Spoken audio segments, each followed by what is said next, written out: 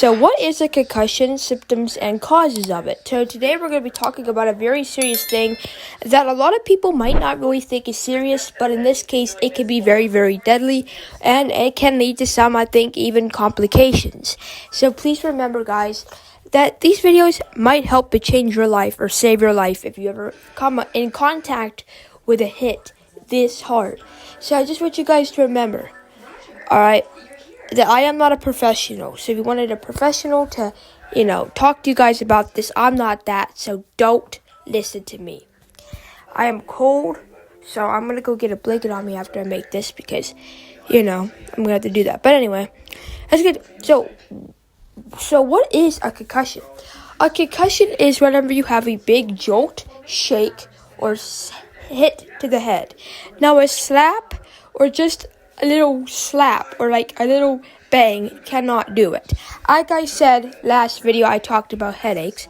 I will put the video on the end screen, and I'll put also in the link in the description instead, But yeah, I talked about a concussion, about what concussions could cause, and no, not about concussion, but I talked about a headache and how some headaches are caused by concussions. And a concussion really cannot be that bad, or at least cannot be caused unless you hit your head extremely hard.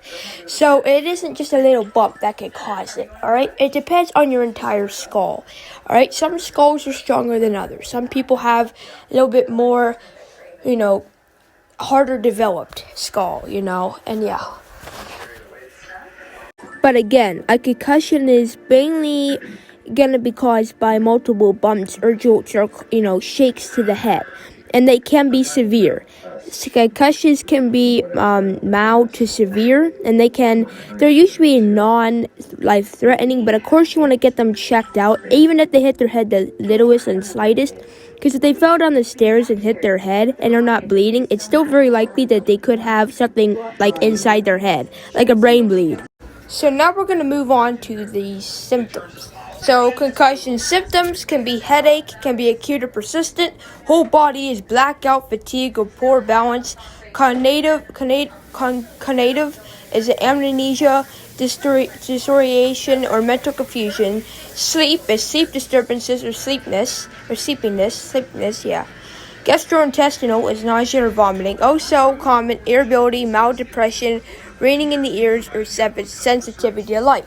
So if you have any of these after you hit your head, there is a possibility you have a concussion or just a head injury, which it's kind of like a concussion, but in my opinion, those two are kind of separate. To me, a concussion is like severe, and then like a head injury is just like a little bit bad. Because sometimes concussions can cause brain bleeds, which can be very life-threatening, which can cause one of the headaches we've been talking about for the past 2 days, aka the thunderclap headache. So a concussion can also play a role in causing a thunderclap headache, but we will talk about those two later on in another video. But yes. So it can cause all of these symptoms. So poor balance can be really anything, but can be caused by this. So if your family member or someone you have black out after hitting their head, there's a likely chance that they hit their brain too hard, or it could be because he definitely has a brain concussion, head concussion. Now, another one I want to talk about is nausea and vomiting. Of course, if you have nausea and vomiting at all, it's not that good because there has to be something that's causing it. But nausea and vomiting is not good whenever you hit your head. That is a big warning sign that there is something going on. So, if you have fatigue, what it means is you're sleepy. So, if someone hits their head, try to go to the hospital. Just because it's not severe doesn't mean they can't die from it when they're sleeping. And they're going to be very, very sleepy afterwards. Just make sure they don't go to bed unless the doctor says they can, and they can monitor them at the hospital. Now we're going to get to concussion causes. Falls or other direct hits to the head, car accidents, and blast injuries from explosion. So now what we're going to talk about is what exactly the hits kind of will look like. Sometimes what other head hits will look like. Here we go.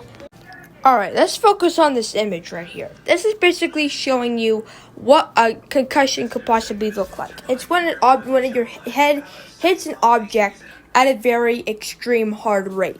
So hitting it extremely hard at a very fast rate is one way of just knocking the wind out of you and knocking the wind out of your brain. Basically breaking your skull. Now, your skull, don't get me wrong, is one of the strongest parts of your body. So to damage, you would have to do a lot. But even damaging your skull can basically damage your brain.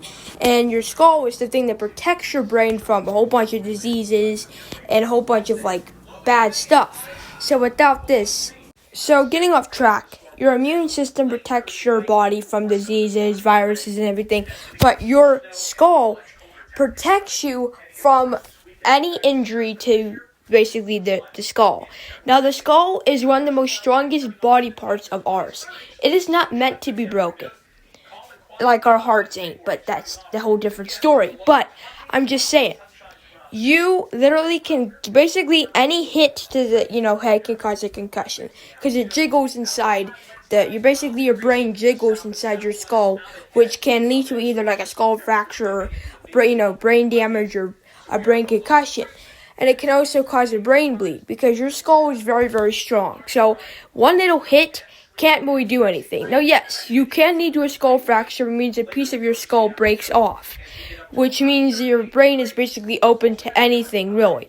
So that's another thing. Your brain can still get diseases. So this is concussion complications. So affecting thinking, sensation, language, or emotions. These changes may lead to problems with memory, communication, personality changes, and as well as depression and the early onset of dementia. So having a concussion can cause some of these, which can lead to these other things. So really, complications can cause multiple things. Now, one thing you need to keep in consideration is you're not always going to be promised to have any of these, which is a very good thing. It's I wouldn't say very rare, but it can sometimes be uncommon to have these, because it would have to, for me, I think it would have to be something that isn't fully treated, but looks like to be fully treated. But again, these can cause complications. So everything might look good, but all of a sudden cause any of these. So there is a big possibility that you could have these, your family members could have these complications after maybe a month or two of having a concussion. So I think it also can cause a blood clot in the brain too, a little bit. If you have this, I'm pretty sure that's one of the other ones, which is the most deadliest one on here, because really blood clots is blood that's clot is stuck, and that could basically also happen from a brain concussion. It could cause brain hemorrhaging and stuff. So I would look out for that complication as well, because every complication could be serious if not taken care of. So I just want you guys to know any of this stuff is possible. So yeah, any of this stuff is possible, everybody. So just look out for your family member. They could possibly have one of these complications.